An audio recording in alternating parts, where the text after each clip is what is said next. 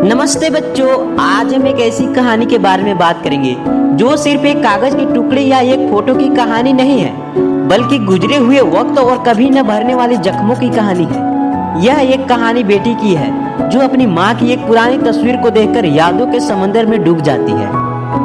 इस पोयम का नाम है ए फोटोग्राफ, जो कि क्लास 11 का पोयम है। मेरे प्यारे बच्चों, कहानी शुरू होती है एक पुरानी कार्डबोर्ड की तस्वीर से। इस तस्वीर में 3 लड़कियां हैं। 2 छोटी लड़कियां अपनी बड़ी चचेरी बहन का हाथ पकड़ी हुए हैं। वो बड़ी लड़की कोई और नहीं बल्कि लेखिका की माँ है। उस वक्त उनकी माँ की उम्र करीब 12 साल रही होगी। वे तीनों अपने चाचा के साथ समंदर के किनारे पैडलिंग करने गई थी। हवाएं चल रही थी, उनके बाल चेहरों पर बिखरे हुए थे और वे तीनों कैमरे की तरफ देखकर मुस्कुरा रही थी।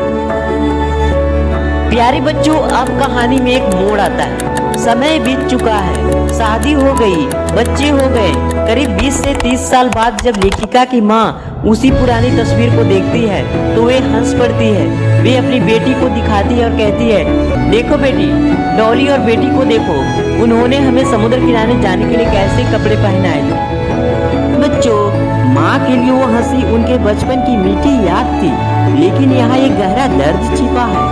माँ के लिए वो समुद्र का सफर अतीत बन चुका था और लेखिका के लिए उनकी माँ की वो हंसी अब एक याद बन चुकी थी। प्यारे बच्चों, कहानी का सबसे दुखद हिस्सा अब आता है। आज लेखिका की माँ को गुजरे हुए लगभग उतने ही साल हो चुके हैं जितनी बड़ी वो तस्वीर में थी, यानी कि करीब 12 साल हो चुके।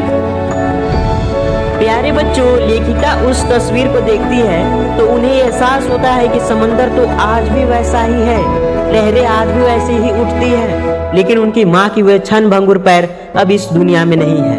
सब कुछ बदल गया है, बस वो तस्वीर और उसकी खामोशी बच गई है। मेरे प्यारे बच्चों, लेखिका के पास कहने के लिए कुछ नहीं बचा। वो कहती है, इस स्थिति की खामोशी मुझे चुप कर देती है। इस कहानी से क्या सीख मिली?